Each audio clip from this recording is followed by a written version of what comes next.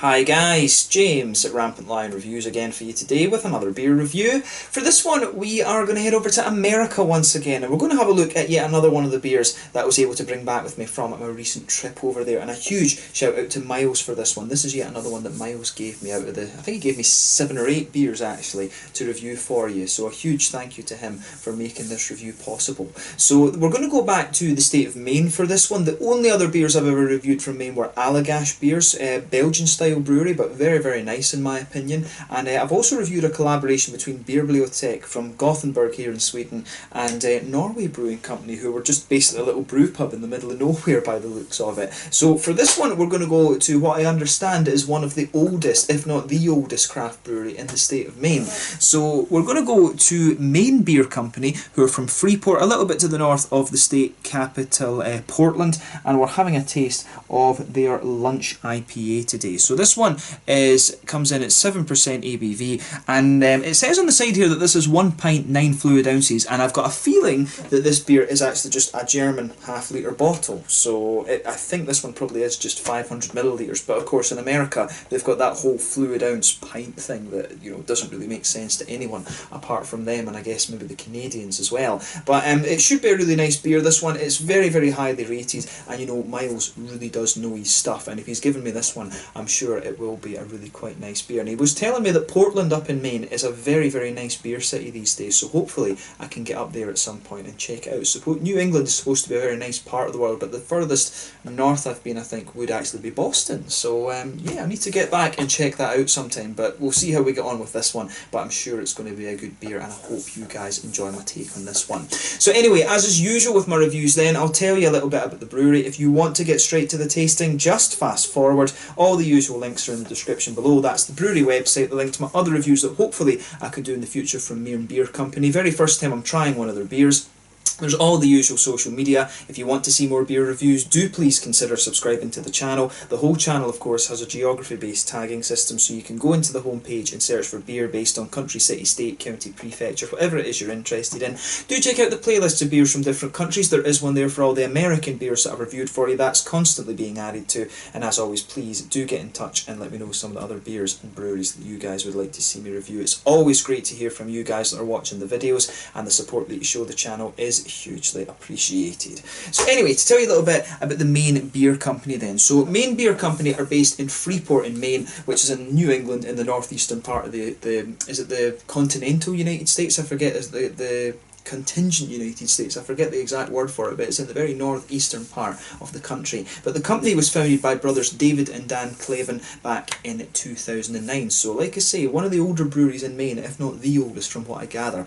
But Dan studied law in Boston, and he got an internship at a firm in Maine, and one of the partners of this firm actually gave them lessons in brewing beer just as a bit of fun on the side. But he really enjoyed this, and he went back to Boston to finish his law degree over the next 2 or 3 years. But the brothers had always enjoyed drinking beer together on the weekends, and they decided that what they would start doing was brewing beer while they were drinking the beer as well. So they bought a $300 brew kit from Craigslist, and they went for it and just had fun basically. They said they made some really good beers, some very bad beers as well, and some kind of just okay beers too. But after a while, David asked Dan whether he wanted to be a lawyer or a brewer for the rest of his life, and the answer was a brewer. So they focused on producing one beer really well at the start, and this became known as Peeper. I think it was originally known as Spring Peeper, and they basically went door to door selling this beer and worked with a very small 1-barrel system. They were calling themselves a nano brewery, I think, before even the nano word existed.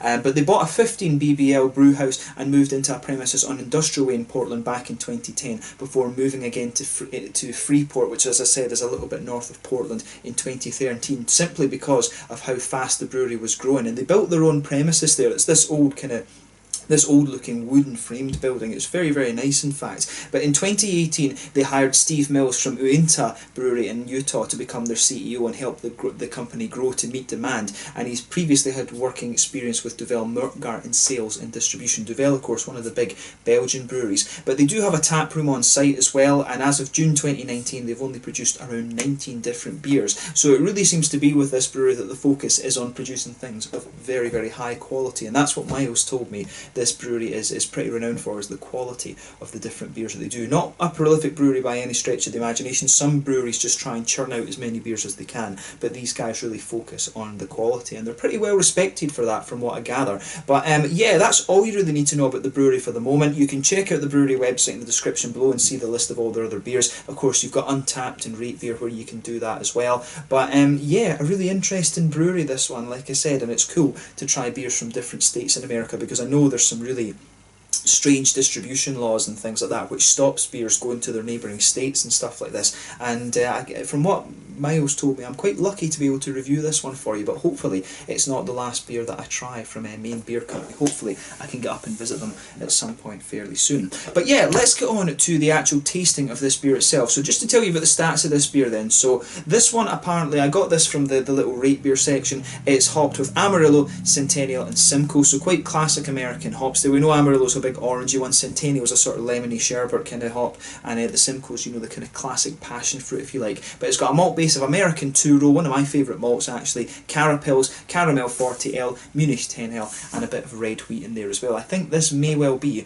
the first beer that I've reviewed with red wheat in it. I can't remember even some of the red IPAs and things like that I've tried. I don't remember even any of them having that in it. So this one should be a really interesting combination of different things. So we'll get rid of the brewery notes just now. I'll let you have a little quick look at the artwork on this one before we open up. So, you know, pretty straight up, pretty minimalist, quite Scandinavian in that sense actually. But it says on the back here, "Thank you for drinking our beer. Lunch is a special whale that has been spotted off the Maine coast since 1982. She has what looks like a bite taken out of her fin, which adds to her unique character. We dedicate this beer to her determination and persistence. Keep on swimming." And it says what we're all about from day one, doing things right no matter what, taking care of our earth and all its creatures, always trying to make better beer. Now these guys, that's another point about this brewery, in fact, they are part of the 1% initiative, or the 1% for the Planet initiative, so they donate 1% of their planets to like nature projects and environmental projects and stuff like that. So very, very cool. Like I said at the start of the video, this one is apparently 1 pint 0.9 fluid ounces, but I suspect that this is a half-litre bottle. I think this is a German half-litre. 1 American pint is like 473 millilitres, and I'm guessing that if it's 0.09, yeah, it will be, this will basically be 500 millilitres. So yeah, a half-litre bottle of this, let's just go with that. But oh, I forgot to show you the bottle cap on this one. There you go. It's basically the same symbol that's on the front here. But let's get this guy out and we will get on with the tasting then. Curious to see how this one turns out. Nice little bit of smoke there, and we'll get it out and into the glass. And I'll tell you something, it comes across as really nice and fruity as we open it up. I think this one's going to be a little bit of a kind of classic IPA. It's not the haziest thing I've seen from New England, but that's not always a bad thing. So yeah, as you can see with this one, it's poured a nice, fairly hazy actually. This one is fairly hazy. It's poured a nice, quite rich amber. I'm not sure how well you're going to see the colour on the camera there, but the light looks fairly okay from the camera control. But this is a nice sort of medium amber. It's not the most orangey of beers that I've come across. I think maybe this one, because it's been in the bottle and it's been on a plane basically before I've reviewed it, it has got a big 2-finger head on this one. I don't think I really could have poured it any less aggressively. I would describe the head as being kind of creamy, fawny in colour. 1 or 2 big bubbles sticking towards the side of the glass, and a few little ones just heading up towards the bottom of that head there. But you know, overall it is pretty nice looking actually. You know, nothing overly surprising about this one when you consider that it's an IPA from New England, a New England IPA. So yeah, but this one doesn't have oats in it. That's the interesting thing. So it's maybe more of a kind of wheaty IPA, but I've got a feeling this one might be a sort of East Coast, West Coast hybrid, just going from the malt bill. But yeah, it looks pretty nice. If I put my fingers behind the glass, you can see there is a fair degree of haze to that, but it's nowhere near as kind of pulpy and juicy, if you like. That's not the right word. Sort of, it's not as, it doesn't look as much like fruit juice as some of them do. But yeah, it looks very nice. So let's take a closer look at the aroma then and just see how we get on with this one. Oh, the Amarillo's coming out of this one really nicely. Straight away when you go into this beer, you get the nice orangey notes from the Amarillo. I've always found that if you can, Amarillo seems to be replaced a lot by Mosaic with the more kind of juicy tangerines, but I've always found that Amarillo gives you this lovely orangey, oily orange character to it, and you can pick that up in this beer straight away. There is a good little bit of a floral spicy note to this one. I think that's coming from the Centennial. I always remember Centennial as being kind of lemony and sherbety, but also a good bit spicy in terms of the floral notes. And the green side of the hops are always an interesting thing to talk about as well. But yeah, for me, straight away with this beer, you can pick up a little bit of the passion fruit, a little bit of that darker tropical fruit. You know, you always get that from passion fruit and grapefruit for me. The flavours of those two fruits are a little bit darker, and the aromas as well, compared to other fruits. But yeah, a nice big oily orange character for me is dominating the nose on this one. You can pick out a little bit of a kind of lemony, citrusy note to it. And it's also got some of that passion fruit in there as well. It does have a little bit of another sort of tropical fruit quality to it as well. It's not quite mango, it maybe is a little bit like a sort of papaya kind of quality to it. I think there's almost a little bit of a lychee gooseberry kind of thing going on in this one as well, which is interesting. But yeah, it's got a very soft, juicy tropical note sitting on top of that oily orange base that it has. To me, this is a really orangey IPA rather than anything, but you can pick up the darker passion fruit, also a bit of the lemony notes for me. But yeah, I think, you know, papayas, maybe even a little bit of apricot, papaya and apricot, I think, and a little bit of a lychee gooseberry thing at the front of the nose too. For me, the green side of the hops leans, when you're a bit further away from it, it comes across as being a little bit more spicy and floral, but when you get closer into it, I think it's leaning more towards the grassy side of things. It smells like a very kind of soft, juicy IPA, this beer, but it's got a really nice hoppy side to it. The malts for me, yeah, it smells really bready, this one. And I mean, I'm a big fan of the German traditional beers, and so that's what's really interesting from about this one, is that they've used Munich in this beer. And I think, if I remember correctly, Carapils, that was a malt that was developed by Weirmann in Bamberg in Germany. I'm sure I read that when I was at their malting factory over there, and I didn't realise that until the time. So this beer, it's got a really nice sweetness to it, and I think that's what's helping bringing out the orange side of things. I always found that with the West Coast IPAs, if you use some of the more orangey hops like Mosaic, Azaka, Amarillo, even Pacifica from New Zealand, or Mandarina Bavera from Germany, you know, if you have a little bit of caramel in there, those two flavours really combine very well, both in the actual taste of the beer and in the aroma as well, and you can really sort of pick up that almost duality type thing to it. So duality is maybe not the right word, but you can really pick up that kind of antagonistic thing, if you like, in there. It's really nice. So yeah, a nice sort of caramelly and biscuity sweetness to this one, or cookies as the Americans would say. We should use the American vocab since it's an American beer. But with this one, it's really nice and sweet in the malt base, but you can detect a little bit of that bready smoothness, and it does have a little bit of a German smoothness quality to it as well. But as I say, I'm a huge fan of the likes of the Helles and the Dunkel and stuff like that. So it is a nice sort of change of pace, but definitely a nice white bready note to this one. It does have a bit of a German quality to the malt base too, and I would be curious to know whether they are using German malts in this one, because I suspect from the aroma that there might well be a little bit of Weirmann malt in here. As I say, Carapils is a bit of a giveaway, because I think they're the ones that have the patent on that, but I do suspect that some of the other malts in that are German as well. It does have that kind of German malty smoothness to it, which is very, very nice. But yeah, as I always say, take a little bit of time and just enjoy the aroma of this beer before you get stuck into it. But we're going to have a taste of this one and just see how we get on. So this one is the Lunch from Maine Beer Company, an IPA coming in at 7% ABV, if I'm remembering the alcohol content correctly. Yep, 7% IPA, this one of their kind of staple beers, if you like. Let's get stuck into this one. Slàinte, skål.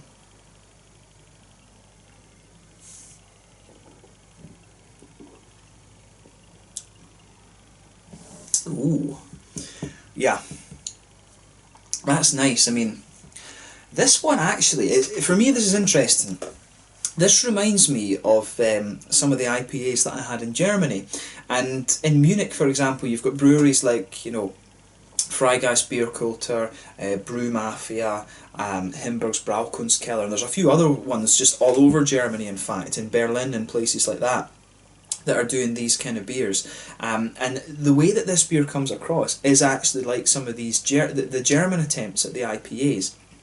And it's really fun. It's really just unusual to find a beer like this from America. It's basically got a German base to it, but it's got the hoppiness that you expect of the American beers. It's got that, because I mean, this brewery is actually quite a bit older by, you know, about 5 years or something than some of these IPA breweries that are popping up in Germany now. That a lot, and it's really cool actually in Germany, because these brewers have a very high standard of training from the likes of Weihenstephan and Dolmans and stuff, and they're producing stuff like this. It's just weird to find this from the other side of the Atlantic, but it gets a big thumbs up from me. I really like this beer actually. So check out my German playlist for some of the more modern breweries. If you like this kind of beer, you are going to enjoy things like Freigeist Bierkultur and Himberg's Braukunstkeller and stuff like that. This is really nice.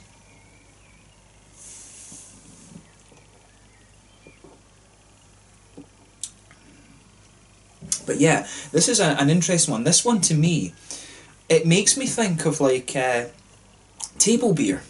It really makes me think of like some of these table beers that you get. It reminds me actually of one of the Allagash beers that I had as well. This is a really nice, easy drinking IPA.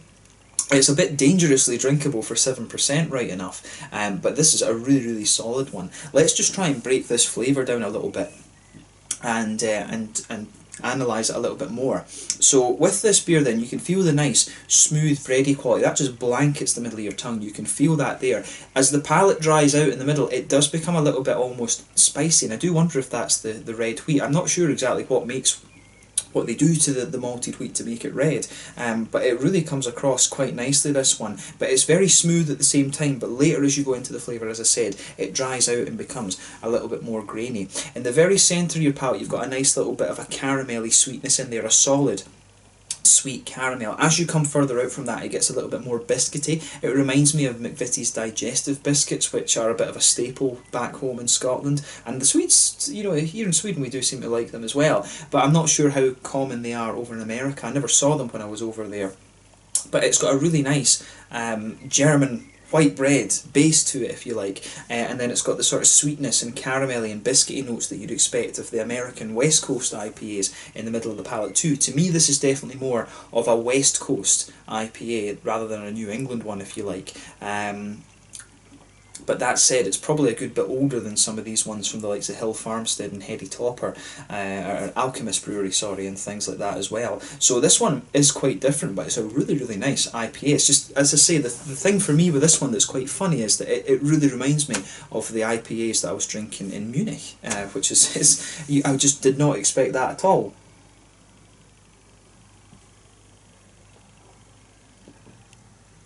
So yeah, the other thing I would say about this beer is that it does have a nice wet mouthfeel to it. And this is one of the things I started to notice about the American beers when I was over there, and it's really cool because you notice these little traits in beers when you try things from different countries, and obviously brewers are catering to their local audience, if you like. But this beer has a nice sort of wet mouthfeel, and it will be two things. It will be the quality of the water, which as a Scot, you know, I'm quite sensitive to that because of the whiskey. So you can tell that the water quality in this one is pretty damn good. It must be mountain water because you can taste just a little bit of that minerally quality to it, which is nice. It's a very clean feeling beer, this one, but you can also feel it has that kind of refreshing crisp quality. You can feel a bit of that crispness in there because they're using the Cara Pils malt, which is really nice. You can definitely feel that essence of crispness about this beer. That's probably what's giving it the lighter feel and the drinkability. So it's a really interesting combination of things that are going on in this one, and we've only talked about the malt base so far. On the green side of the hops, again, it is pretty much what you'd expect. Back corners of the palate, I think there's a little touch of earthiness there. As you come further forward along the sides of the tongue, to me, it's mainly a sort of spicy floral aromatic note. I don't find it to be too piney and resinous. I think this is more of a slightly spicy floral aromatic note to this one. If you want really piney resinous qualities, you need to use Chinook, and to me a lot of the other hops, just after trying some of the single hopped Chinook beers, a lot of the other ones are mainly spicy and floral rather than being resinous to me. But it's got a really nice spicy floral note there. It kind of comes to a head on the front corners of the palate, but round the very front curve of the tongue it's just a little bit lighter and more grassy, and behind that front curve of the tongue, that's where you get that little oily bubble where those juicy fruity esters start to push their way out of the beer. And for me, this one has a really just a nice blend of fruits. It's not leaning as much towards the oranges as I thought it might from the aroma. It does seem to be a little bit more kind of blended than that.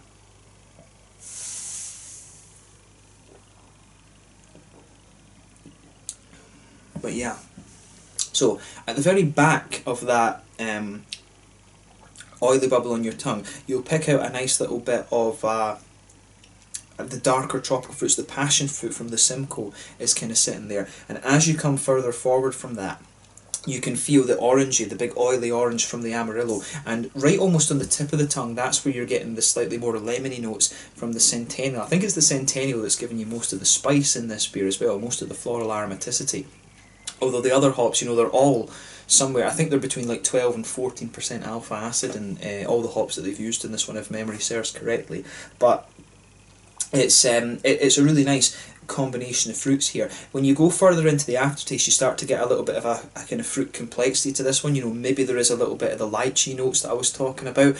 I don't get so much the kind of papaya apricot-y thing. There is a little bit of that, but it's not too prominent. Again, I think mainly for me it's passion fruit orange and a little bit of a slightly lemony quality to it. The lemon isn't too punchy, incidentally, in this too. It's almost just right on the tip of the tongue, but there are sort of tropical fruit complexities in this one the further you go into the aftertaste, and it comes together really well. I mean, this is a very nice, clean, crisp IPA. It's just, as I say, I still can't get over the fact of how close this is to some of the German IPAs that I was drinking. I wouldn't have expected that in a million years.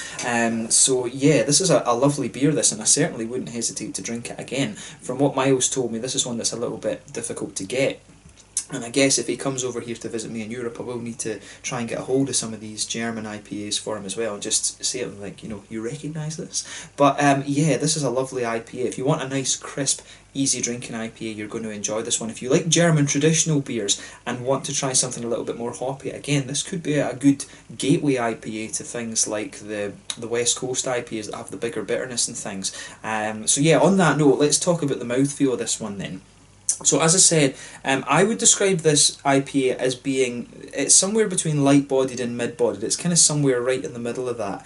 It's got a nice level of crispness to it from the Carapils malt they've got in here, but overall it's quite smooth, and it does have a little bit of hoppy bitterness. I would reckon that this beer has somewhere in the region of like 50 IBUs, something like that, maybe 60 at an absolute push, but I think somewhere in the region of 50 IBUs with this beer.